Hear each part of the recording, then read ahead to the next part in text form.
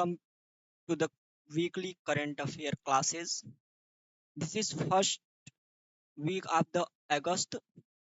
आज हम लोग हमारे अगस्त माह के पहले सप्ताह की जो करंट अफेयर की चीजें थी पूरे सप्ताह चर्चा में बनी रही उसके बारे में जो है वह पढ़ेंगे। और यह जो हमारी क्लास होने वाली है वह 4 अगस्त से 11 अगस्त के बीच, यानी कि संडे से संडे तक के बीच जो भी खबर चर्चा में रही, न्यूज़पेपर में रही, उन सब का कंपाइलेशन आपके सामने हम रख रहे हैं।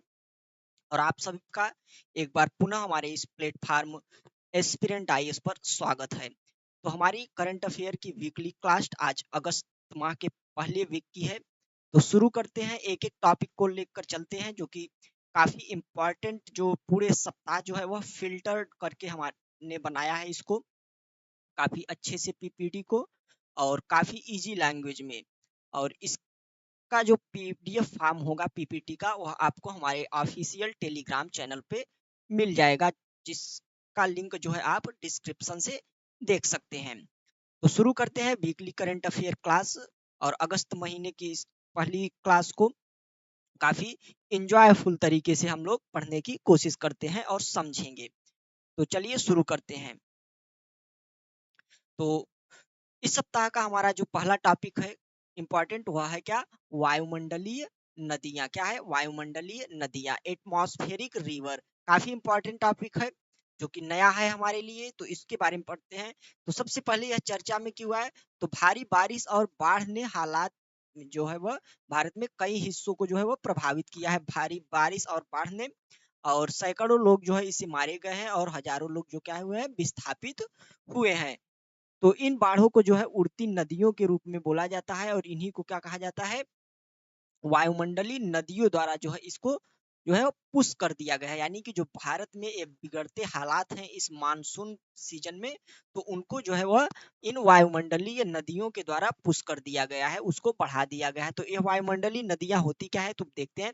तो बेसिकली होती ये है कि जब जो वायुमंडल होता है हमारा, जो हमारा एटमॉस्फेयर होता है, इस वायुमंडल में जलवाष्प यानी कि जो वाटर वेपर होता है उसकी एक लंबी और संकीर्ण बैंड जो होती है, यानी कि जैसे कि कोई नदी चलती है इस प्रकार से लंबी, इस प्रकार से एक स्ट्रक्चर्ड वे में, तो जलवाष्पों की यानी कि वाटर वेपर की एक लंबी संकीर्ण बैंड यानी कि इस प्रकार से जो है वह जो उष्ण कटिबंधी, यानी कि जो उष्ण कटिबंधी जो ट्रॉपिकल रीजन है हमारा 0 डिग्री आसपास का क्षेत्र, यहाँ से जो है क्या है, नमी को अन्य क्षेत्रों में ले जाते हैं। क्या करते हैं, नमी को, जो हमारा ट्रॉपिकल रीजन है ये वाला, यहाँ से जो है वह काफी गर्मी होती है, वाटर वेपर ऊपर उठता है और यहाँ से नमी को अन्य क्षेत्रों में जो है स्प्रेड करती है, अन्य क्षेत्रों में जो है उसको ट्रांसपोर्ट करती हैं। तो यही कार्य होता है किसका, एटमॉस्फेरिक रिवर का। तो यह क्या हो गई, ये वाटर वेपर की एक लंबी संकीर्ण बैंड है जो कि उष्ण कटिबंधीय क्षेत्र से नमी को अन्य क्षेत्रों में ले जाती हैं। और ये जो है वो आकाश में नदियां यानी कि हजारों किलोमीटर लंबी हो सकती हैं, सैकड़ों किलोमीटर तक यह चौड़ी हो सकती हैं, जो बड़ी मात्रा में वाटर वेपर को अपने साथ ले जा सकती हैं और किसी एक स्थान पर जो है इसको, सॉरी कुछ नेटवर्क प्रॉब्लम है।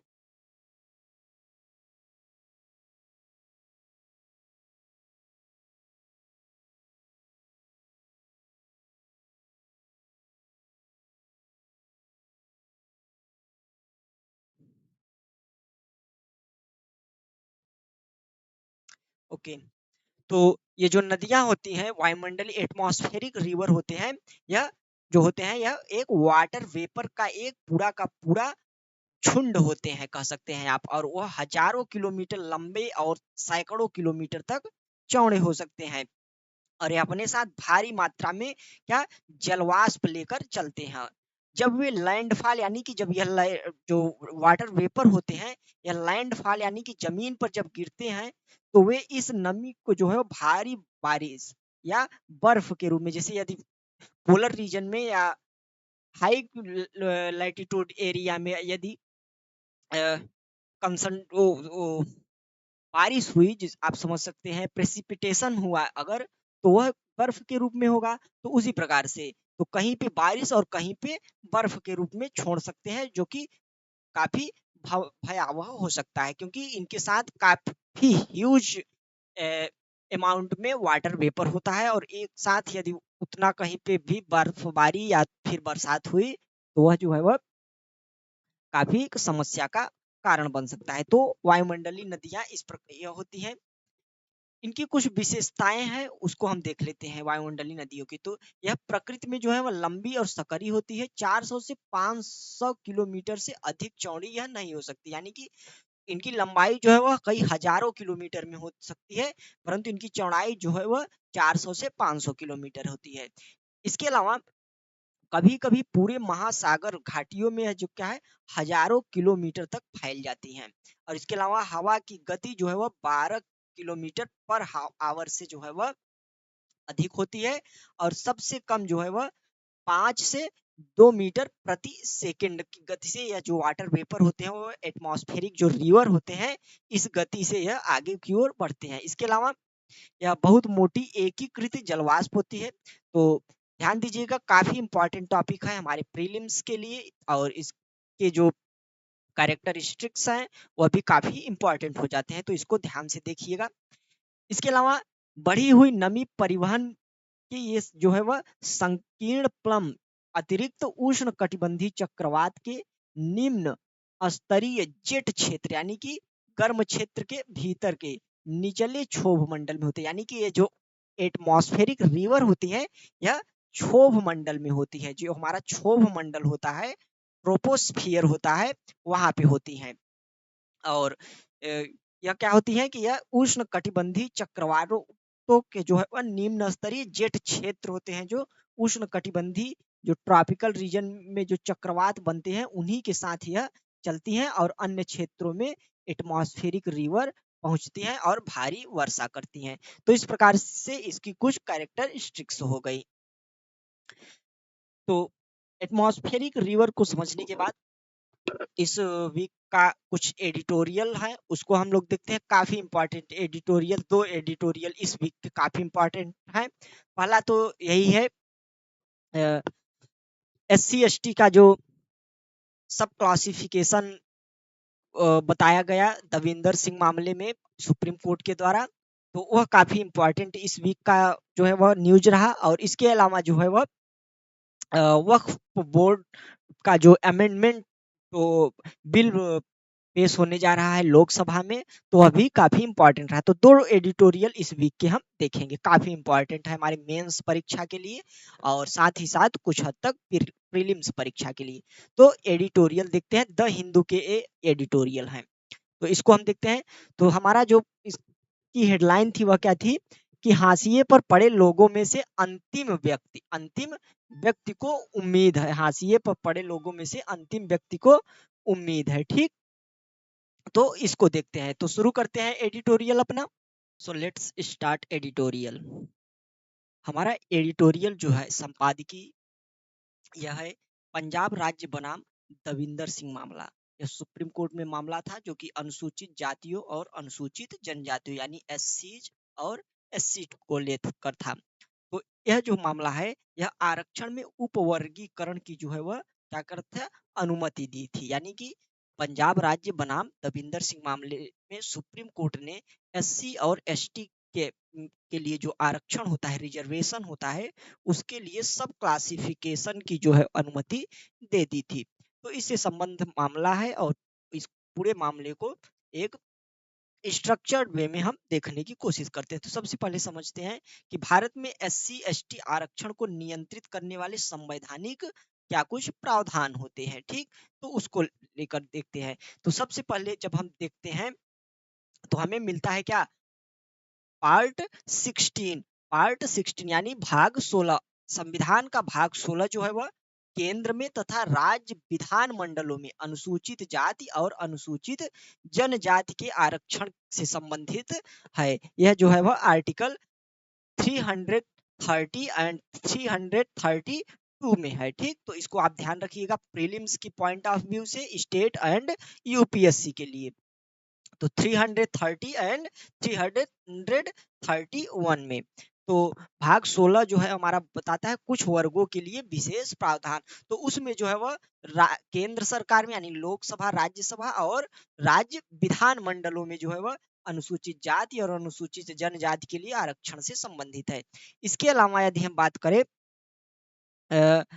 संविधान का जो अनुच्छेद है 15 सब क्लॉज उसका 4 ने राज्य और केंद्र सरकार को SC ST के सदस्य के लिए सरकारी सेवाओं में जो है वह सीटें आरक्षित करने में सक्षम बनाया, यानी कि यह पावर देता है संविधान का अनुच्छेद 15 का सब क्लॉज जो है वह 4 कि केंद्र और राज्य सरकारों को SC और ST के सदस्यों के लिए सरकारी नौकरियों में सीटें रिजर्व करने का अधिकार होगा।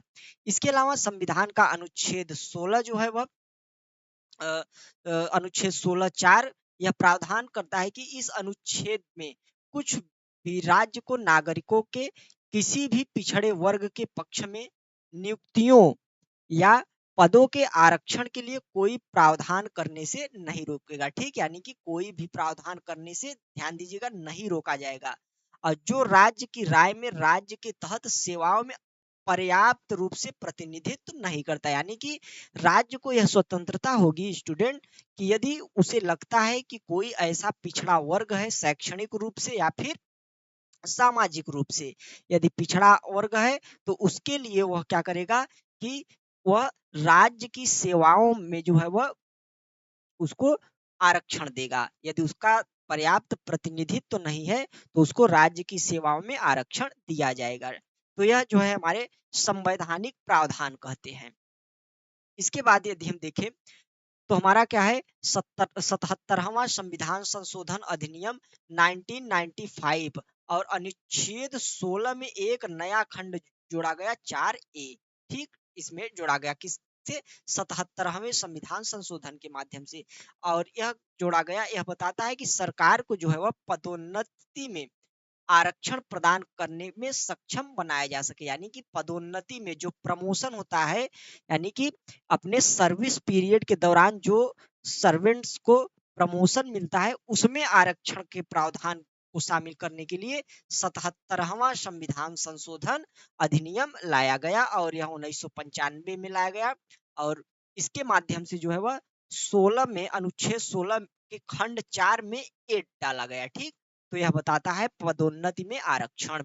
इसके अलावा 85 जो है वह अमेंडमेंट यह 2001 में हुआ और आरक्षण देकर पदोन्नति अनुसूचित जाति और अनुसूचित जनजाति के उम्मीदवारों को पारिश्रमिक वरिष्ठता प्रदान करता है, यानी कि यह जो है वह SC और ST को आरक्षण जो है वह पदोन्नति में आरक्षण देकर पदोन्नति में जो है आरक्षण प्रदान करता है 85वां संविधान संशोधन। इसके अलावा अभी जो हमने देखा था अनुच्छेद 330 और अनुच्छेद 332 यह संसद में और राज्य विधानमंडलों में जो है वह क्रमशः क्या करता है कि SC और ST को जो है वह आरक्षण प्रदान करता है।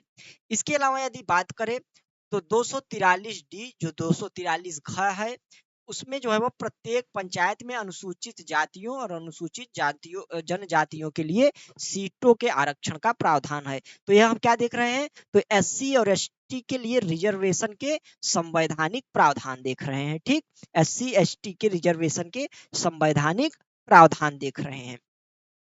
इसके अलावा यदि बात करें तो 243T जो 243T है वह नगर पालिका में किसमें नगर पालिका में अनुसूचित जातियों और जनजातियों के लिए आरक्षण का प्रावधान करता है। और इसके अलावा संविधान का अनुच्छेद 335 कहता है कि SC और ST के दावों को प्रशासन की प्रभावशीलता यानी कि एफिशिएंसी ऑफ गवर्नेंस जो है वह उसके रखरखाव के साथ ध्यान में रखा जाना चाहिए। तो इसके संबंध में 335 जो है आर्टिकल कहता है कि SC ST के दावों को जो है वह प्रशासकों की प्रभावकारिता यानी इफिशियंसी ऑफ गवर्नेंस के रखरखाव के साथ ध्यान में रखा जाना चाहिए। ठीक, तो यह जो है पूरा हमारा कॉन्स्टिट्यूशनल प्रोविजन है SC ST के रिजर्वेशन को लेकर। ठीक, अब इसके अलावा आगे देखते हैं हम। अब जो है वह एससी और एसटी के उपवर्गीकरण पर सुप्रीम कोर्ट का जो नया फैसला आया है दविंदर सिंह मामले में, उसको देखते हैं। तो उसमें जो इस मामले में उपवर्गीकरण जो कि अभी नहीं थी, जो कि अभी तक सिर्फ ओबीसी के लिए थी। किसके लिए? ओबीसी के लिए। आपने देखा होगा कुछ समय पहले रोहिणी कमीशन का जो है वह गठन किया गया था, और वह इसीलिए किया गया था ओबीसी के सब क्लासिफिकेशन के लिए। और इस मामले में दविंदर सिंह मामले में जो अभी 2024 में हुआ सुप्रीम कोर्ट में, तो उसमें सुप्रीम कोर्ट ने एससी और एसटी के लिए भी जो स्टूडेंट सब क्लासिफिकेशन की अनुमति दे दी है। इसके अलावा 7 न्यायाधीशों की पीठ ने जो है वह फैसला सुनाया कि राज्यों को अब वंचित समूहों के लिए बेहतर समर्थन प्रदान करने के लिए 15% आरक्षण कोटा के भीतर एससी को जो है वह क्या किया जाएगा? उपवर्गीकृत किया जाए। यानी एससी एसटी को जो अभी 15% का आरक्षण कोटा मिलता है, उसमें जो है वह इसको एससी को जो मिलता है 15% का, तो उसमें जो है उनको उपवर्ग यानी कि सब क्लासिफिकेशन एक तरीके से आप समझ सकते हैं कोटे के भीतर कोटा दिया जाएगा, जो कि इंदिरा साहनी मामले में कोर्ट के द्वारा, सुप्रीम कोर्ट के द्वारा मना किया गया था कि यह असंवैधानिक है। जबकि इस मामले में इसको सुप्रीम कोर्ट ने स्वीकार किया है कि कोटे के भीतर कोटा दिया जाएगा, और एससी जो है उनको 15% में ही बांट बांट के, जो अति निम्न दर्जे के हैं, जिनकी स्थिति बद से बदतर है, उनके लिए जो है वह कुछ कोटा निर्धारित किया जाएगा। ठीक, तो यह जो है वह इस मामले में बोला गया। इसके अलावा भारत के मुख्य न्यायाधीश जो हैं, भारत के मुख्य न्यायाधीश सब क्लासिफिकेशन एंड जो सब कैटेगराइजेशन है, सब कैटेगराइजेशन के बीच अंतर वास्तविक उत्थान के बजाय राजनीतिक तुष्टीकरण के लिए इन वर्गीकरणों का उपयोग करने के खिलाफ चेतावनी देते हैं। यानी कि मुख्य न्यायाधीश चीफ जस्टिस ने सब क्लासिफिकेशन और सब कैटेगराइजेशन के बीच अंतर बताया है उन्होंने। यानी कि उन्होंने बोला है कि यह सब कैटेगराइजेशन नहीं किया जा रहा है, बल्कि यह सब क्लासिफिकेशन किया जा रहा है। यानी जातियों में जो है यह विभाजन नहीं किया जा रहा है, बल्कि यह वर्गों में विभाजन किया जा रहा है। ठीक, तो वर्गों में विभाजन करके जो निम्न स्तर के वर्ग हैं उनको लाभ पहुंचाने की कोशिश की जाएगी, और इसके लिए किसी भी प्रकार की राजनीतिक जो पोलराइजेशन होगा वह अच्छा नहीं होगा। तो इस संबंध में जो है उन्होंने बोला चीफ जस्टिस ने। इसके अलावा उपवर्गीकरण मनमाने या राजनीतिक कारणों के बजाय अनुभवजन्य डेटा के ऐतिहासिक साक्ष्य पर आधारित होना चाहिए। यानी कि जो सब क्लासिफिकेशन होगा वह इंपीरिकल डेटा, यानी कि जो अनुभवजन्य डेटा होगा उस के जो साक्ष्य होंगे उस पर आधारित होना चाहिए। इसके अलावा मार्क कीजिएगा स्टूडेंट, बहुत ही इंपॉर्टेंट बात कोर्ट ने कही, और कोर्ट ने कहा कि आरक्षण केवल एक पीढ़ी तक सीमित होना चाहिए। मार्क कीजिएगा, केवल एक पीढ़ी तक सीमित होना चाहिए। काफी इंपॉर्टेंट स्टेटमेंट रहा।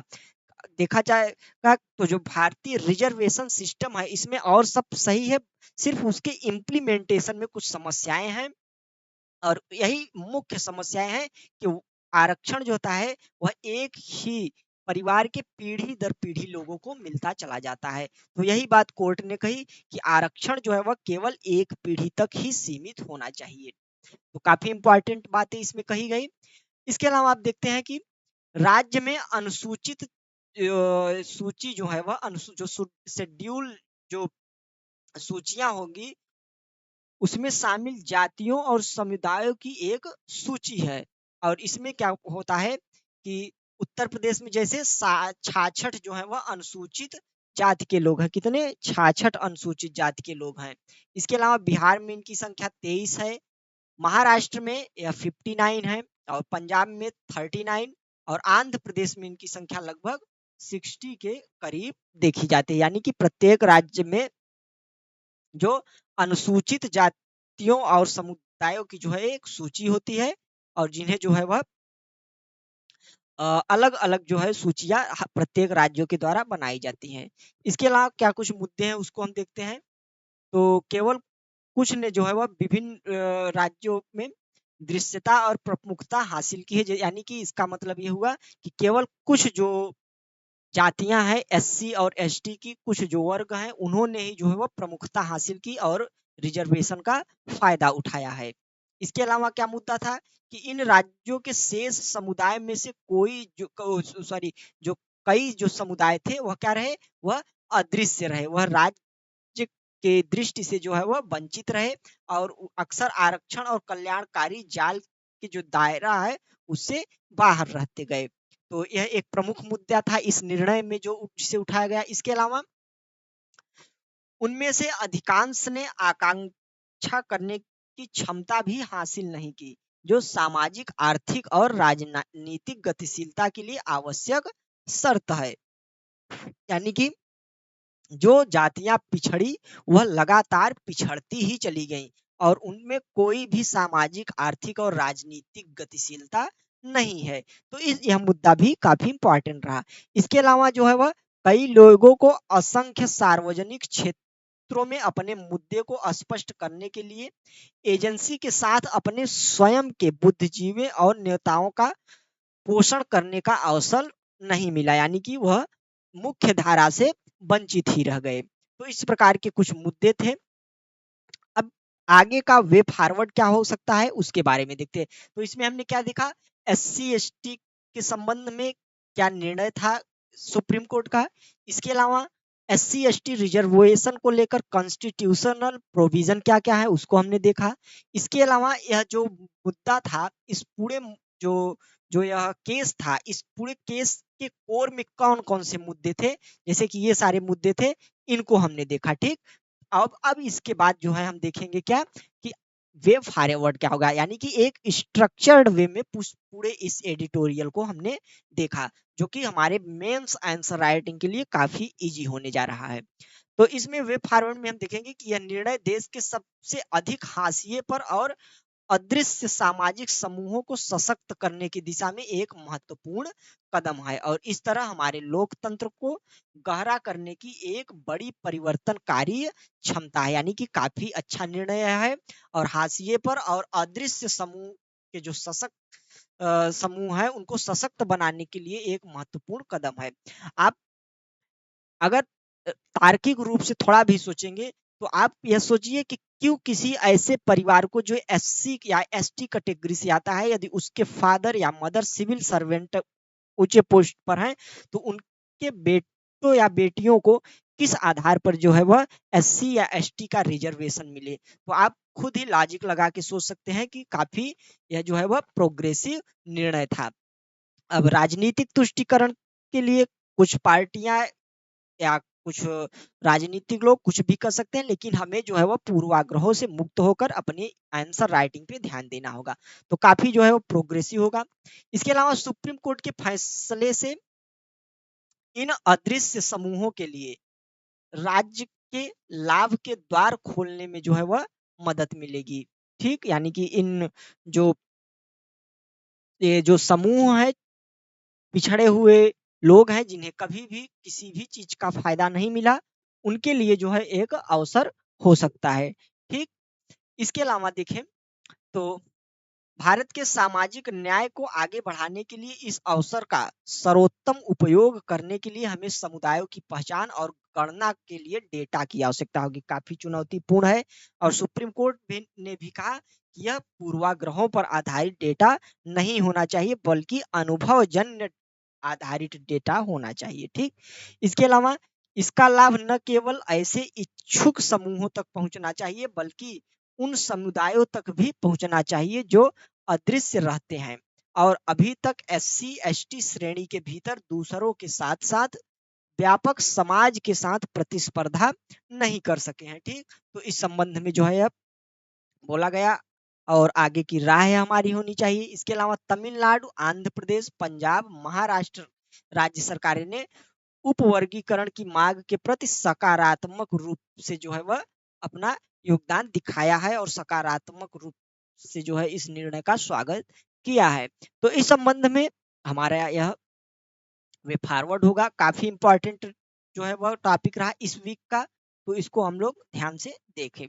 चलते हैं अपने नेक्स्ट टॉपिक की ओर। अगला जो हमारा मुद्दा है और जो खबरों में रहा इस वीक, तो वह क्या था, तटीय क्षरण यानी कि कोस्टल इरोजन से संबंधित स्थित जो मुद्दा था और उसकी चुनौतियां और समाधान क्या होंगे। तो तमिलनाडु का जो तटीय क्षरण प्राकृतिक क्रियाओं और मानवीय हस्तक्षेपों दोनों कारण जो है आजीविका और बुनियादी ढांचे को तेजी से खतरा पैदा कर रहा है तटीय क्षरण। ठीक, अब तटीय अपरदन या क्षरण होता क्या है उसको देखें। तो यह लहरों, धाराओं और मानवीय गतिविधियों की कार्रवाई के कारण तटीय भूमि को नुकसान को संदर्भित करता है। ठीक, और यदि उदाहरण में देखें तो तमिलनाडु भारत की दूसरी सबसे लंबी तटरेखा के साथ ग्रोएन बंदरगाहों और विलवणीकरण संयंत्रों जैसे निर्माण परियोजनाओं द्वारा महत्वपूर्ण क्षरण चुनौतियों का सामना कर रहा है। ग्रोइन ग्रोइन जिसका उद्देश्य कटाव को नियंत्रित करना है, अक्सर समस्या को हल करने की बजाय पड़ोसी क्षेत्र में स्थानांतरित कर देता है। तो ग्रोइन क्या होता है, यदि हम ग्रोइन की बात करें तो जैसे आपको हम समझाते हैं। ग्रोइन ज्योग्राफिकल टर्म है। तो जैसे मान लीजिए ये तट हो गया, ठीक, अब ये तट हो गया, लहरें आएंगी, सीधा तट रहेगा तो काफी ज्यादा कटाव करेंगी। लेकिन इसी कटाव को रोकने के लिए क्या किया जाता है, इस प्रकार से एक स्ट्रक्चर बना दिया जाता है और यह पर्यटकों के देखने के लिए भी जो है वह अच्छा लगता है और यह सीधे लहरों के टकराव से भी बचाता है। लेकिन कभी कभी यह क्या करता है कि इस रीजन को तो बचा लेगा, लेकिन ये जो समस्या यहाँ होने वाली थी उसे स्थानांतरित करके यह आगे और भी ज्यादा खतरनाक बना देता है। तो ये वही चीज बोला है। तो ग्रोइन क्या होते हैं, तो तटीय भाग में लंबवत जो है वह उभरे हुए कुछ मानव निर्मित एक नुकीले जैसे मिट्टी को पाट कर बनाया जाता है या कंक्रीट से भी इसे बना दिया जाता है कभी कभी। तो आप इसको देखे होंगे कभी कभी, और नहीं देखे तो इस प्रकार से आप समझ सकते हैं इसको। ठीक, तो ग्रोइन जो है वह जिसका उद्देश्य क्या था कि कटाव को नियंत्रित करना था, लेकिन कभी कभी यह समस्या को और गंभीर कर देता है। इसके अलावा चेंगलपट्टू सेलेरी कट्टुपुअम में ग्रोइन पड़ोसी गांव में कटाव का कारण बन रहा है, उदाहरण के रूप में देख सकते हैं। इसके अलावा पांडुचेरी एक बंदरगाह के निर्माण से समुद्र तट में गंभीर क्षरण हुआ है। हालांकि समुद्र तट को बहाल करने के लिए हालिया प्रयासों के मिश्रित परिणाम आए हैं। ठीक, तो यह कुछ उदाहरण है किसके, तटीय अपरदन के, तटीय क्षरण के। इसके अलावा तटीय अपरदन या क्षरण के कारण क्या होते हैं उसको यदि हम देखें तो उनके कारणों में देखते हैं कि प्राकृतिक कारण क्या होंगे। सबसे पहले प्राकृतिक कारण, उसके बाद हम मानवीय कारण देखें। तो सबसे पहले प्राकृतिक कारण में लहरें।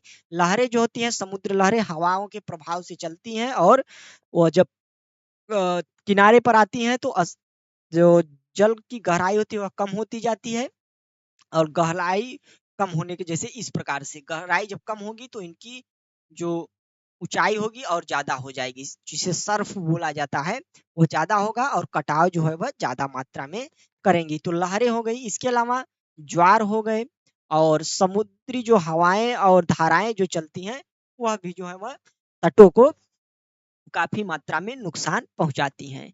इसके अलावा यदि हम देखें तो मानवीय कारक, ठीक, कौन से, मानवीय कारक। प्राकृतिक कारकों को देखने के बाद मानवीय कारक। तो मानवीय कारक में जो कठोर संरचनाएं जैसे बंदरगाह ग्रोइन रेत की गति को क्या करते हैं, बाधित करते हैं, जिससे डाउन करंट साइट पर कटाव और अप करंट साइड पर संचय होता है। ठीक, डाउन करंट के माध्यम से साइड पर कटाव होता है और अप करंट के माध्यम से संचय हो जाता है। ठीक, तो इस प्रकार जो है वह संरचनाएं जो है वह तटीय जो अपरदन है उसको प्रभावित करती हैं। इसके अलावा विकास परियोजनाएं जो हो रही हैं, जैसे कि उसमें बुनियादी ढांचाएं बनाए जा रहे हैं, इस प्रकार की मानवीय गतिविधियों के बढ़ने से जो है वह काफी मात्रा में तटीय अपरदन होता है। इसके अलावा बंदरगाहों का विस्तार भी तटीय अपरदन के लिए जिम्मेदार है। तो यह कुछ कारण हुए। अब सॉल्यूशन क्या होगा इसका, तो ग्रीन बेल्ट और कृत्रिम चट्टान जैसे चट्टानों को जो है तटीय क्षरण को कम करने में मदद मिल सकती है। ग्रीन बेल्ट बनाया जाए, पौधे लगाए जाए तटों पर। इसके अलावा कृत्रिम चट्टाने जो है वह बिछाई जाए, जैसे कि आपने कभी कभी मरीन ड्राइव पे देखा होगा, तो वहां पे जो है वह कुछ चट्टाने रखी गई हैं एक अलग ही शेप में, जो पर्यटकों को आकर्षित भी करती हैं और तटीय क्षरण से बचाती भी हैं। तो उस प्रकार का कुछ इनिशिएटिव लिया जा सकता है। इसके अलावा मैंग्रोव का विस्तार किया जाए। मैंग्रोव तटीय वृक्ष होते हैं, काफी घने होते हैं और इनकी जड़ें जो है वह काफी जकड़ी होती हैं एक दूसरे में, जो कि अपरदन को काफी हद तक रोकते हैं। इसके अलावा हाइब्रिड दृष्टिकोण देखा जा सकता है, यानी कि क्षरण को बेहतर ढंग से प्रवर्तित करने के लिए जैव ढाल पोषण जैसे कठोर और नरम उपायों को का जो है वह संयोजन करके जो है उसको रोका जा सकता है। ठीक, इसके अलावा तटीय क्षरण को लेकर सरकार की क्या पहल है उसको देख लेते हैं। काफी इंपॉर्टेंट टॉपिक हमारे लिए होने जा रहा है। ठीक, और यह हमारे मेंस परीक्षा और आंसर राइटिंग के लिए भी काफी इंपॉर्टेंट टॉपिक है। ठीक, तो अब देखते हैं इसके अलावा जो गवर्नमेंट इनिशिएटिव क्या क्या है तो उसको देखते हैं। तो तटीय मानचित्र प्रणाली जो है वह तटरेखा मानचित्र प्रणाली का डेवलपमेंट हो रहा है, जिससे कि तटरेखा की मैपिंग की जा सके और सही सही पता लगाया जा सके कि यह समस्या कहाँ तक है। इसके अलावा तटीय विनियमन क्षेत्र अधिसूचना 2019 यह कटाव नियंत्रण उपायों को जो है वह अनुमति देता है। इसके अलावा तटीय क्षेत्र प्रबंधन योजना, ठीक, और राज्यों की पहल जैसे कि तमिलनाडु की प्रक्रिया में ग्रोइन और समुद्री दीवारों का निर्माण शामिल है। तो इस प्रकार से राज्य अपने स्तर पर भी कुछ कार्य कर रहे हैं। तो इस प्रकार ये हमारा महत्वपूर्ण टॉपिक था। अब इसके अलावा एक नेक्स्ट टॉपिक देखते हैं, चर्चा में आया था, यह था ग्राम रक्षा गार्ड।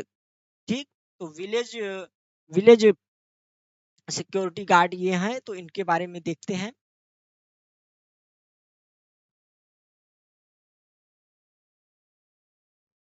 केंद्रीय मंत्री ने घोषणा की जम्मू कश्मीर के ग्राम रक्षा गार्ड यानी कि विलेज डिफेंस गार्ड को जो है वह क्षेत्र में बढ़ती आतंकी घटनाओं से निपटने के लिए जो है वह अत्याधुनिक हथियारों से लैस किया गया है।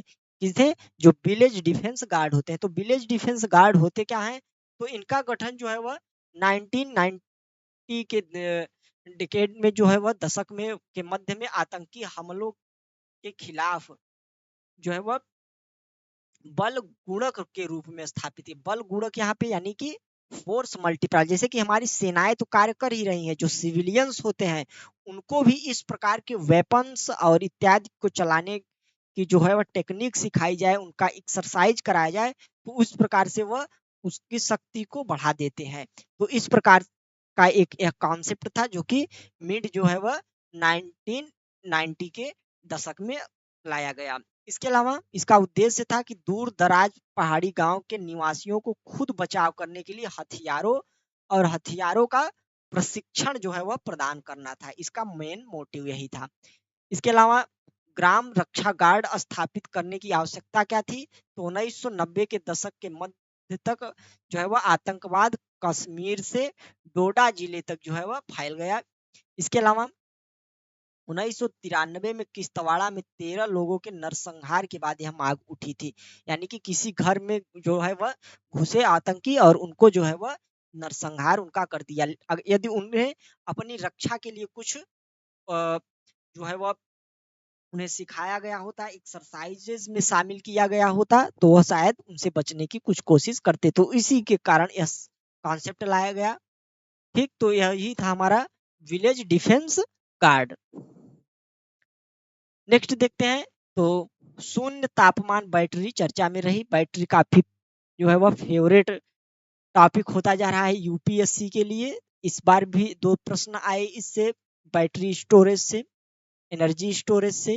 तो इसको जो है हमने सोचा कि अपने इस क्लास में शामिल किया जाए और चर्चा में भी रहा है इस हफ्ते।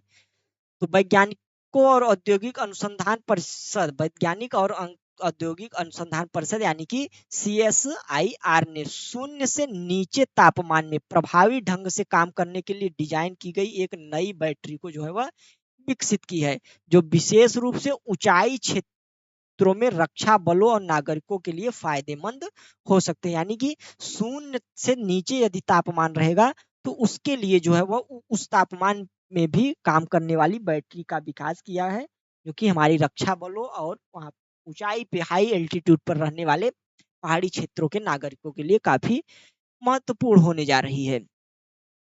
इसके अलावा अभिनव बैटरी में एक टिकाऊ कैथोड उत्प्रेरक और एक एंटी फ्रीजिंग इलेक्ट्रोड है, ठीक, जो कि अत्यधिक ठंड की स्थिति में उपयुक्त बनाता है। अत्यधिक ठंड की स्थिति के लिए, ठीक। और इसके अलावा जहाँ पारंपरिक बैटरी विफल हो जाती है अत्यधिक ठंड में। और नई बैटरी जो है वह पोर्टेबिलिटी, लचीलापन और हल्की प्रकृति इसे सैन्य कर्मियों और दूरस्थ समुदायों सहित विभिन्न उपयोगकर्ताओं के लिए बहुमुखी ऊर्जा समाधान बनाती है। तो यह काफी इंपॉर्टेंट होने जा रही है हमारे जो है वह डिफेंस डिपार्टमेंट के लिए और हाई एल्टीट्यूड पर रहने वाले सिविलियंस के लिए भी। तो यह जो है वह शून्य तापमान बैटरी थी, इसके बारे में हमने देखा। इसके अलावा एनीमिया मुक्त भारत काफी इंपॉर्टेंट जो है वह इनिशिएटिव भारत सरकार द्वारा चलाया जा रहा है। तो भारत सरकार 6 प्रमुख समूहों के लिए एनीमिया को कम करने के लिए एनीमिया मुक्त भारत रणनीति को लागू कर रही है। किसके लिए? 6 प्रमुख समूहों के लिए। तो वह 6 प्रमुख समूह कौन कौन से इंपॉर्टेंट है प्रीलिम्स के लिए? तो है कि 6 से 59 महीने की उम्र के बच्चे, इसके अलावा 5 से 9 साल के बच्चे, इसके अलावा 10 साल से 19 साल के किशोर, और इसके अलावा प्रजनन आयु की जो महिलाएं हैं, गर्भवती महिलाएं, और इसके अलावा जो स्तनपान कराने वाली महिलाएं हैं उनके लिए। तो यह 6 समूह हैं जिनके लिए एनीमिया मुक्त भारत जो है वह स्ट्रैटेजी जो है वह लागू कर रही है गवर्नमेंट। और इस कार्यनीति में 6 कार्यकलाप शामिल होंगे, जिसमें कि आयरन फोलिंग, एसिड अनुपूरण, डिवार्मिंग और व्यवहार परिवर्तन संप्रेषण अभियान, रक्त अल्पता जांच और उपचार, पुष्ट खाद्यान्न प्रावधान और रक्त अल्पता और गैर पोषण संबंधी कारणों का समाधान। तो यह कुल 6 कार्यकलाप होंगे इन 6 समूहों में एनीमिया को दूर करने के लिए। तो एनीमिया मुक्त भारत में यह जो मिशन है उसमें यह इम्पोर्टेंट इनिशिएटिव लिया जा रहा है गवर्नमेंट के द्वारा, ठीक। तो इसको आप ध्यान में रखिएगा कि कौन कौन से 6 कार्यकलाप होंगे और कौन कौन से 6 समूह होंगे, ठीक। अब अगला हमारा जो है एडिटोरियल, जो कि इस मेंस के लिए इस हफ्ते काफी इंपॉर्टेंट रहा, काफी चर्चा का विषय रहा। क्या था? Proposed amendment to Waqf act policy charity, ठीक। तो जो वक्फ चैरिटी होता है उसके लिए जो होता है, जो वक्फ चैरिटी है उसमें संशोधन के लिए जो है वह बिल पेश किया गया है लोकसभा में। तो उसको देखते हैं। तो हाईलाइट क्या था? तो वक्फ अधिनियम जो 1995 में जो है वह संशोधन के लिए सरकार ने वक्फ संशोधन अधिनियम वक्फ संशोधन विधेयक 2024 को लोकसभा में पेश करने वाली है, ठीक। इसके अलावा वर्तमान में केंद्र सरकार द्वारा एनसीएम अधिनियम 1992 की धारा 2C के तहत अधिसूचित केवल उन समुदायों को अल्पसंख्यक माना जाता है। यानी कि इस अधिनियम की धारा 2C में जो समुदाय होंगे उन्हें अल्पसंख्यक माना जाएगा। तो अल्पसंख्यक समुदाय कौन कौन से हैं भारत में वर्तमान में? तो majority notified by the government of India. तो इसमें जो है वह कौन कौन से हमारे? तो हमारे कौन है? क्रिश्चियंस हैं, मुस्लिम्स हैं, सिख हैं, बुद्धिस्ट हैं, जुरोथिस्ट हैं जिन्हें पारसी बोला जाता है, और 2014 में जैन को जो है वह शामिल किया गया हम इसमें, ठीक। तो यह हमारे मेजोर माइनॉरिटी के लोग हैं। इसके अलावा यदि हम बात करें 2011 में मुस्लिम जनसंख्या 14% थी। यह एक डाटा है, इसको ध्यान में रखिएगा। तो यह एक हाईलाइट हुआ। अब आते हैं मेन टॉपिक पे। मेन टॉपिक में आने से पहले हम देखते हैं कि वक्फ होता क्या है, ठीक। तो यह वक्फ जो है वह एक इस्लामिक धार्मिक मान्यताओं से निकला हुआ है। वक्फ जो है वह इस्लामिक धार्मिक मान्यताओं से निकला हुआ है। इसके अलावा जो है यह एक धार्मिक दायित्व नहीं बल्कि यह एक धार्मिक दान के रूप में है। क्या है? यह एक धार्मिक दान के इसमें वक्फ में कोई भी व्यक्ति जो इस्लाम में अपनी मान्यता रखता है वह जाकर अपनी संपत्ति का कुछ हिस्सा या पूरी संपत्ति दान कर सकता है। इसके अलावा वक्फ बनाते समय आस्तिक यानी कि जो इस्लाम में विश्वास करने वाले लोग होते हैं, ईश्वर विश्वास उनके धर्म के, तो आस्तिक अपनी स्व अर्जित या विरासत में मिली चल या अचल संपत्ति को उस ईश्वर के नाम पर जो है वह क्या करता है, समर्पित कर देता है इस वक्फ में। तो वक्फ एक प्रकार की चैरिटी ही है। इसके अलावा यह आस्तिक कहता है यानी कि जो इसमें दान कर रहा है कि इस तरह के गुणों से होने वाले लाभों का उपयोग दान की इस्लामिक समझ के अनुरूप उद्देश्यों के लिए किया जाना चाहिए। ठीक, तो इस प्रकार जो है वह यह एक वक्फ है। इसके अलावा बीके मुखर्जी है, पूर्व सीजेआई थे। तो इन्होंने कहा था कि इस तरह के धर्मार्थ संस्थान यानी कि वक्फ मानव अस्तित्व के लिए आवश्यक है और किसी समुदाय या लोग के समूह के लिए अनन्य नहीं है। ठीक, यानी कि यह मानव अस्तित्व के लिए इस तरह के धर्मार्थ संस्थान होने चाहिए। इसके अलावा वक्फ बोर्ड जो है वह उसके संबंध में देखते हैं। तो वक्फ बोर्ड जो है यह क्या है, यह कानूनी एक इकाई है। क्या है, एक कानूनी इकाई है जो संपत्ति का अधिग्रहण, धारण, हस्तांतरण करने में जो है क्या होती है, सक्षम होते हैं। यानी कि एक वक्फ बोर्ड होता है, यह एक लीगल यूनिट होती है, लीगल एंटिटी होती है जो कि संपत्ति का अधिग्रहण करती है, उसको धारण करती है, उसको हस्तांतरण भी कर सकती है। इसके अलावा यह मुकदमा कर सकता है और यह अदालत में मुकदमा चलाया जा सकता है। और यह वक्फ संपत्तियों का प्रशासन करता है। जो वक्फ में चैरिटी में जो संपत्तियां मिलती हैं तो यह जो बोर्ड है वक्फ बोर्ड उसका संचालन करता है और खोई हुई संपत्तियों को पुनर्प्राप्त करता है और अचल वक्फ संपत्तियों के हस्तांतरण को मंजूरी देता है। ठीक, तो यह कार्य होता है वक्फ बोर्ड का। इसके अलावा बिक्री, उपहार, बंधक, विनियमन या पट्टे के माध्यम से बोर्ड के कम से कम 2/3 सदस्य लेन देन के पक्ष में मतदान करते हैं। यानी कि यदि कोई जो है वह हस्तांतरण संपत्तियों का हो रहा है तो इस बोर्ड के 2/3 सदस्यों का मतदान होना जरूरी है। ठीक, तो इस प्रकार जो है वह वक्फ होता है और वक्फ बोर्ड होता है।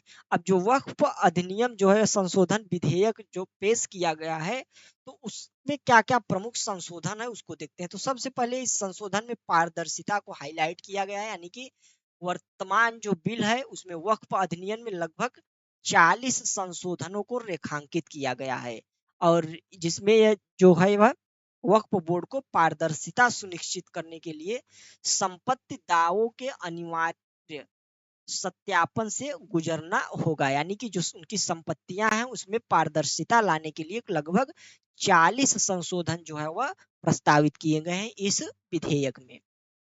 ठीक, इसके अलावा इस विधेयक में लैंगिक जो है वह विविधता को ध्यान में रखा गया है और जो 1995 का वक्फ अधिनियम है उसकी धारा 9 और 14 में वक्फ बोर्ड की संरचना और कार्य प्रणाली को संशोधित करने के लिए संशोधन किया जाएगा और जिसमें महिला प्रतिनिधियों को जो है वह शामिल करना होगा। यानी कि महिलाओं को वक्फ बोर्ड में शामिल किया जाएगा। इसके अलावा संशोधित सत्यापित प्रक्रियाएं यानी कि जो वक्फ संपत्तियों के लिए विवाद को दूर करने और दुरुपयोग को रोकने के लिए नई सत्यापन प्रक्रिया शुरू की जाएगी जिसमें जो क्या होगा कि जिला मजिस्ट्रेट संभावित रूप से इन संपत्तियों की देखरेख करेंगे। जो ये संपत्तियां होंगी जिला मजिस्ट्रेट इनकी देखरेख करेंगे। तो जिला मजिस्ट्रेट को पावर दी गई है इस जो है वह बिल के माध्यम से। इसके अलावा सीमित शक्ति यानी कि संशोधन जो है वो वक्फ बोर्ड को अनियंत्रित शक्तियों के बारे में चिंताओं का जवाब देते हैं जिसके कारण वक्फ के रूप में व्यापक भूमि का दावा किया जा रहा है जिससे विवाद और दुरुपयोग के दावे हो रहे हैं। ठीक, यानी कि इसको हम आसान भाषा में समझाते हैं कि जो वक्फ बोर्ड है उसकी शक्तियों को नियंत्रित किया जा रहा है और तमाम प्रकार के ऐसे मामले देखे जा रहे हैं कि जिसमें वक्फ जो है वह व्यापक भूमि पर अपना दावा जता रहा है कि यह हमारी भूमि है और जो विवाद को जन्म देता है। तो इस प्रकार की शक्तियों को जो है उस पर अंकुश लगाया जा रहा है इस अमेंडमेंट के माध्यम से, इस बिल के माध्यम से। इसके अलावा देखते हैं कि उदाहरण के रूप में सितंबर 2022 में तमिलनाडु वक्फ बोर्ड ने पूरे चिरुचेंदई गांव पर जो है वह दावा कर दिया था। ठीक, जो जहाँ मुख्य रूप से हिंदू निवास करते हैं। ठीक, यहाँ पे हिंदू जो यहाँ मुख्य रूप से हिंदू जो है वह निवास करते हैं। इसके अलावा इस बिल के माध्यम से क्या क्या चेंज हो रहे हैं, तो धारा 3A जो है वह वक्फ बनाने के लिए वैध स्वामित्व की आवश्यकता होती है। यानी कि जब कोई वक्फ बना रहा है कोई व्यक्ति जो अपनी चल या अचल संपत्ति उसमें लगा रहा है, तो उसका वैध स्वामी होना चाहिए वह। ठीक, इस प्रकार का प्रावधान किया जा रहा है। इसके अलावा C1 में 3C1 में सरकारी संपत्ति को जो है वो वक्फ में शामिल नहीं माना जाएगा, वह वक्फ की भूमि नहीं होगी। इसके अलावा C2 में 3C2 में सरकार को यह तय करना होगा कि कोई संपत्ति वक्फ है या सरकारी जमीन है। ठीक, तो काफी यह भी विवाद का विषय है। इसके अलावा राज्य वक्फ बोर्डों को गैर मुस्लिम सीईओ और सदस्यों की अनुमति देता है, तो काफी विवादित विषय यह भी है। ये यानी कि जो वक्फ होगा एक तरीके से यह एक इस्लामिक जो है वह इस्लामिक विचारधारा है, इस्लामिक एंटिटी है, जिसमें कि गैर मुस्लिम को उसके सीईओ के पद पर जो है वह नियुक्त किया जा सकता है। तो इस संबंध में यह विधेयक बताता है। अब वक्फ का जो से संशोधन विधेयक है, इससे संबंधित क्या कुछ विवाद के मुद्दे हैं उसको देखते हैं। तो सबसे पहले प्रशासन, प्रबंधन और नए वक्फ निर्माण पर नियंत्रण यह कर रहा है। यानी कि यह जो संशोधन विधेयक है, यह जो वक्फ संपत्तियां इस्लाम के अनुयायियों की निजी और स्व अर्जित संपत्ति है, सिवाय उन संपत्तियों के जिन्हें गैर मुस्लिमों ने जो है वह दान किया हो। तो यह एक विवाद का मुद्दा है कि जो वक्फ की संपत्तियां हैं वह निजी संपत्तियां हैं और उन पर प्रशासन और प्रबंधन का जो है वह कोई औचित्य नहीं बनता है। इसके अलावा वे सार्वजनिक संपत्ति नहीं, यही बात है कि जो वक्फ की संपत्तियां हैं वह एक निजी संपत्ति है, वह सार्वजनिक संपत्ति नहीं है। इसके अलावा प्रस्तावित संशोधन वक्फ संपत्तियों में सरकारी संगठनों के हस्तक्षेप की सुविधा प्रदान करना चाहता है। यानी कि सरकार का कितना ज्यादा से ज्यादा हस्तक्षेप हो जाए उस संबंध में यह विधेयक है। इसके अलावा यह मुस्लिम नागरिकों के अधिकारों और अनुच्छेद 26 का उल्लंघन है, जो धार्मिक संप्रदायों की संपत्ति को कब्जे से बचाता है। तो इस प्रकार का यह विवादित यह भी मुद्दा है। इसके अलावा जिला कलेक्टर को यह मध्यस्थ बनाना कि यह कोई संपत्ति वक्फ संपत्ति है या सरकारी जमीन है, यह भी जिला कलेक्टर को अत्यधिक शक्तियों से भर देगा और मनमानी करने को प्रेरित करेगा। तो यह भी एक विवाद का मुद्दा उठाया जा रहा है। इसके अलावा वक्फ बोर्ड में मुस्लिम सीईओ की आवश्यकता को समाप्त कर दिया जा रहा है, यह भी विवाद का मुद्दा है। इसके अलावा सरकार ने वक्फ के निर्माण में कई नई बाधाएं जो है वह पैदा कर दी हैं और इसने स्वयं को और स्थानीय पंचायतों तक फैले प्रत्येक निकाय को जो है वह मौजूदा वक्फ संपत्तियों में हस्तक्षेप का अधिकार यह विधेयक दे रहा है। तो इस प्रकार से यह सारे जो है वह विवाद के मुद्दे उठाए जा रहे हैं। ठीक, अब जो है वह इसके अलावा वक्फ अधिनियम 1955 का क्या है उसको एक बार देख लेते हैं। तो वक्फ अधिनियम पहली बार 1954 में संसद द्वारा पारित किया गया, बाद में इसे निरस्त कर दिया गया और 1995 में एक नया जो है वो अधिनियम पारित किया गया था वक्फ के संबंध में, जिसने जो है वो वक्फ बोर्ड को अधिक शक्तियां दी।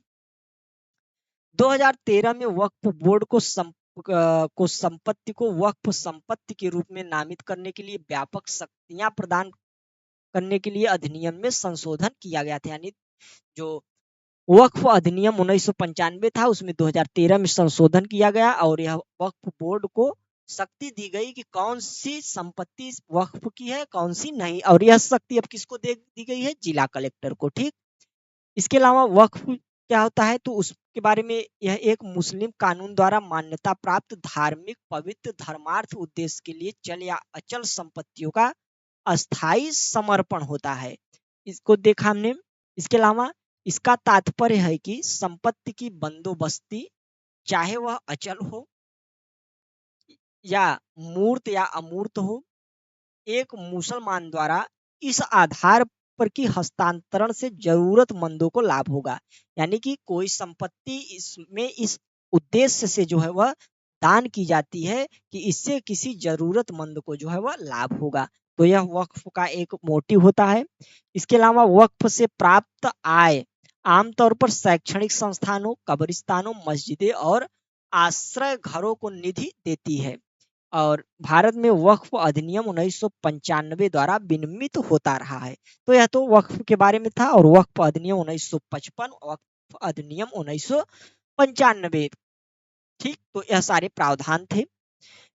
अब आगे की राह होगी। तो इसमें हमने क्या देखा, वक्फ को समझा, वक्फ के संबंध में 1955 का अधिनियम, 1995 का अधिनियम और 2013 का अमेंडमेंट, इसको हमने देखा।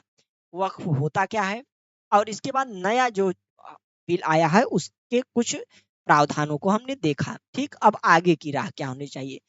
तो संशोधन इस धारणा को दर्शाता है कि वक्फ बोर्ड ने सरकारी जमीन का अधिग्रहण ग्रहण कर लिया है। यानी कि सरकार यह मान चुकी है कि वक्फ जो है वह सरकारी भूमि का अधिग्रहण इसने कर लिया है। इसके अलावा कलेक्टर इस संबंध में अंतिम निर्णय लेता है कि और फिर राजस्व अधिकारियों को राजस्व रिकॉर्ड में अपने निर्णय को प्रभावी करने का निर्देश देता है। ठीक, इसके अलावा वक्फ संपत्तियों के लिए प्रतिकूल कब्जे की अवधारणा जो है वह प्रतिकूल कब्जे की अवधारणा शुरू करके कई लोग एक फाइल पर कलेक्टर के नोट्स का शिकार बन सकते हैं। यानी कि कलेक्टर को अत्यधिक शक्तियां दी गई हैं जिससे वह उनका दुरुपयोग भी कर सकता है।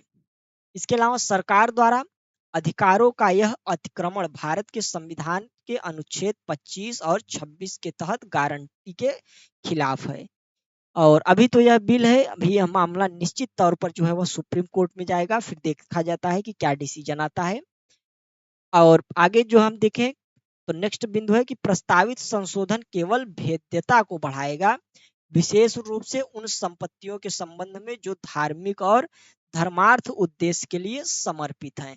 तो यह कुछ मुद्दे हैं और क्या स्टेप होना चाहिए। अभी तो काफी इस पे आर्टिकल आएंगे, आर्टिकल आने दीजिए, टॉपिक को मेच्योर होने दीजिए और भी जानकारी इसमें मिलेगी। अभी जो है आर्टिकल जो था उसमें इतना ही। अब नेक्स्ट टॉपिक पे आते हैं इस हफ्ते के। तो अगला इस हफ्ते का हमारा जो टॉपिक था तो वह था कि आरबीआई ने रेपो रेट में कोई बदलाव नहीं किया है। तो रेपो आरबीआई जो है वह उसने स्थिर मुद्रास्फीति दर के बावजूद रेपो दर में कटौती करने से परहेज किया है। तो रेपो रेट होता क्या है और इससे कौन जो है वह बनाए रखता है उसके बारे में देखते हैं। तो रेपो रेट वह ब्याज दर है जिसे आरबीआई जो होता है वाणिज्यिक बैंकों को पैसा उधार देता है इसी रेट पे। यानी कि जब आरबीआई जो होगा वह वाणिज्यिक बैंकों को जब पैसा उधार देगा तो उसके संबंध में जो उसे ब्याज प्राप्त होगा उसी को बोला जाता है रेपो रेट। यह जो है वह आर्थिक गतिविधि को प्रभावित करता है, कम दर उधार लेने और खर्च करने को उत्तेजित करता है। यानी कि यदि जो रेट हो जाएगा वह कम कर दिया जाएगा तो बैंक उधार ज्यादा लेंगे तो पैसा बांटेंगे भी ज्यादा। तो इससे क्या होगा कि लिक्विडिटी जो मार्केट में होगी, जो तरलता होगी वह बढ़ जाएगी और मांग में बढ़ोतरी आएगी। और क्या होगा, यह मुद्रास्फीति को बढ़ाएगा और मांग को बढ़ाएगा और विकास भी बढ़ेगा। और जस्ट इसका उल्टा हो जाएगा, यदि रेट को कम कर दिए बढ़ा दिया जाए तो वाणिज्यिक बैंक पैसा कम लेंगे और पैसा कम लेंगे तो पैसा बांटेंगे भी कम। तो आरबीआई की मौद्रिक नीति का उद्देश्य मूल्य स्थिरता बनाए रखना है, 4% मुद्रा लक्षित करना है और इसके अनुसार जो है वो रेपो दर को समायोजित करके आर्थिक विकास को बढ़ावा देना है। तो यह तो हमारे आरबीआई का मोटिव है। इसके अलावा इस डायग्राम में हम समझते हैं रेपो रेट और रिवर्स रेपो रेट को। तो रेपो रेट आप देख सकते हैं कि आरबीआई हुआ और लेंड टू बैंक, यानी कि जो कमर्शियल बैंक है यह आरबीआई से उधार लेंगे किसमें, रेपो रेट में, और क्या करेंगे मोर कैश लेंड, यानी कि ज्यादा से ज्यादा उधार लेंगे और क्या करेंगे बांट देंगे इसमें लोगों में, उधार लेके बारो करके बांट देंगे। ठीक, तो ज्यादा बांटेंगे तो ज्यादा लिक्विडिटी आएगी, इंक्रीजेस द मार्केट लिक्विडिटी, ठीक, मार्केट लिक्विडिटी को इंक्रीज कर देगा यह डायग्राम। तो डायग्राम आप समझ सकते हैं कि कमर्शियल बैंक आरबीआई से लोन ऋण लेंगे और ऋण लेकर जो है वह मार्केट में बांट देंगे, जिससे क्या होगा, लिक्विडिटी बढ़ जाएगी। रिवर्स रेपो इसका उल्टा होता है। कमर्शियल बैंक जो है वह आरबीआई जो होगा वह कमर्शियल बैंक से जो है वह ऋण ले लेगा जानबूझ के, उससे जो है उसके पास बचा हुआ जो पैसा होगा उसको ज्यादा ब्याज देकर यहाँ पे दे अपने पास रख लेगा। तो इसको मार्केट में पैसा देने के लिए कमर्शियल बैंक के पास पैसा कम हो जाएगा, और पैसा कम होने से क्या होगा, लिक्विडिटी जो होगी मार्केट की वह हो जाएगी डिक्रीज। क्या हो जाएगी, लिक्विडिटी डिक्रीज हो जाएगी। तो इस डायग्राम से अच्छे से हम समझ सकते हैं। एक जो है वह महत्वपूर्ण टर्म है, कॉन्सेप्ट है, उसको समझ लेते हैं। VRR यानी कि वेरिएबल रेपो रेट। तो इसको हम एक बार देख लेते हैं। तो यह एक ऐसा तंत्र है जहां आरबीआई बैंकों को बाजार द्वारा निर्धारित दरों पर उधार लेने के लिए अनुमति देता है, ठीक। यानी कि अभी रेपो रेट में क्या होता है स्टूडेंट, कि रेपो रेट में आरबीआई तय करता है कि कितना रेपो रेट होना चाहिए, ठीक, उस संबंध में। लेकिन यहाँ पे वेरिएबल रेपो रेट में आरबीआई बाजार द्वारा, मार्केट द्वारा जो रेट निर्धारित होगा उस पर जो है वह उधार देने के लिए राजी हो जाता है, और यह आमतौर पर 14 दिनों तक चलता है, और अल्पकालिक तरलता के लिए इसको जो है वह अपनाया गया है, ठीक। तो वेरिएबल रेपो रेट यही होगा। नेक्स्ट जो है टॉपिक हमारा, अभी लगभग 2-3 टॉपिक और बचे हुए हैं।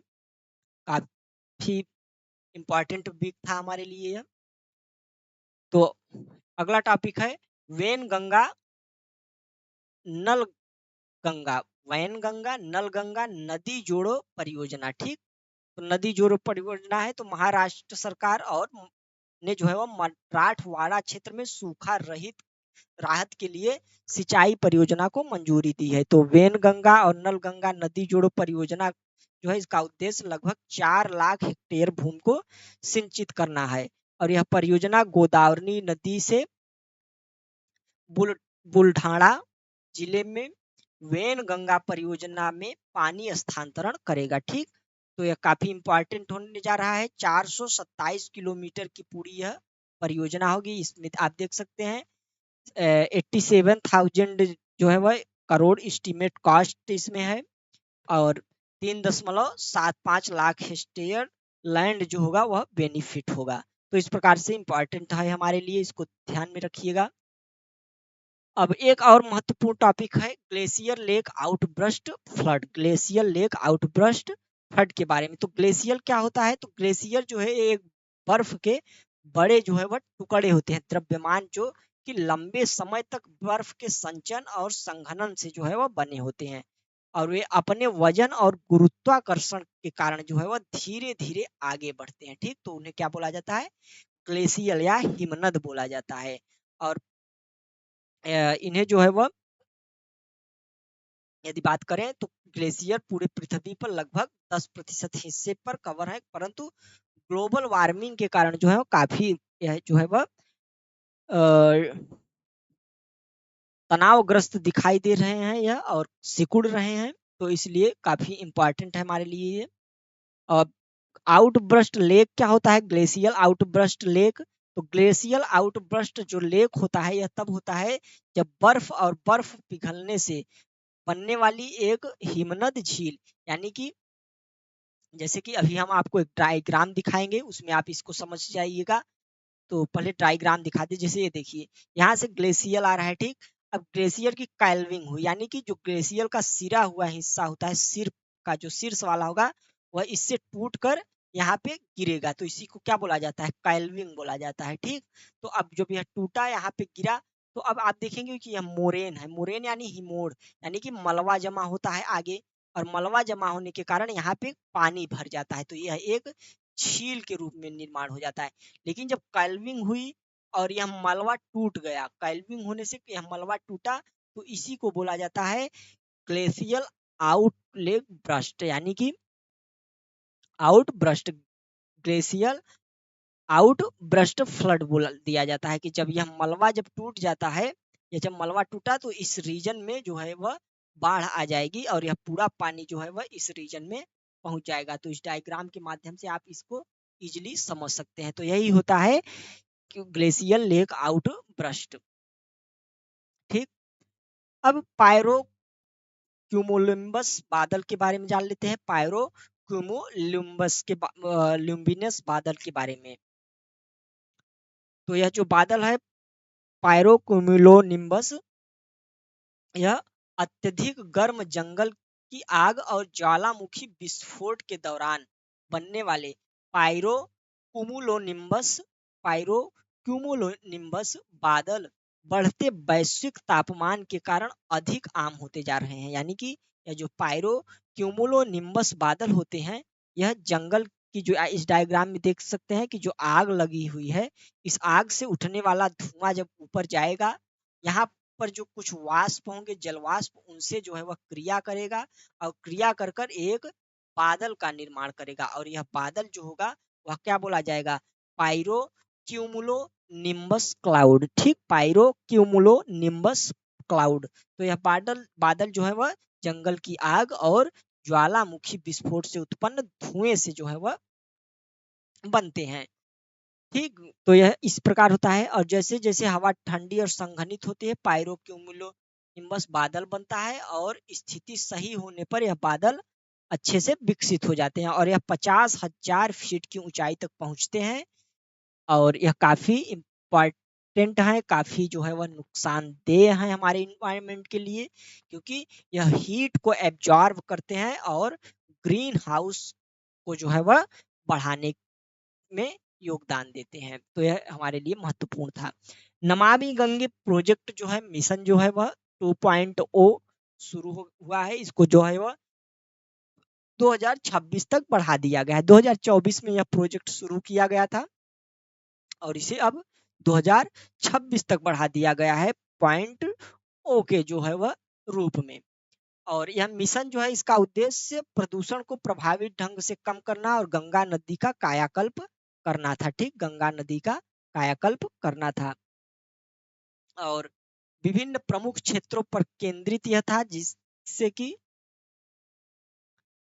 रिवर फ्रंट विकास, नदी की सतह, वनारोपण, इस प्रकार के कुछ विषय थे। आप इसको देख लीजिएगा। और यह जो है वह जल शक्ति मंत्रालय के तहत राष्ट्रीय स्वच्छ गंगा मिशन द्वारा जो है वह प्रबंधित होता है। तो यह इस प्रकार का यह है। इसमें इम्पोर्टेंट यही है कि इसको 2026 तक के लिए बढ़ा दिया गया है। और थोड़ा इसका स्टैटिक पॉइंट देख लीजिएगा कि नमामि गंगा मिशन, इसमें केंद्रित मुद्दे क्या क्या थे, जैसे कि रिवर फ्रंट विकास, नदी की सतह की सफाई, वनारोपण, इस प्रकार के। ठीक, तो इस प्रकार इस हफ्ते का जो हमारा इम्पोर्टेंट न्यूज था, जिसे हमने अच्छे से जो है वो फिल्टर वे में तैयार किया था, उसको हमने देखा। आप हमारे साथ जुड़े, आपको बहुत बहुत धन्यवाद। यदि आप हमारे इस प्लेटफॉर्म पे नए हो तो हमारे एस्पिरेंट आईएएस को सब्सक्राइब करें, और यदि क्लास पसंद आई हो तो लाइक करें और दोस्तों को शेयर भी करें। मिलते हैं नेक्स्ट इंटरेस्टिंग टॉपिक के साथ, तब तक के लिए नमस्कार, जय हिंद।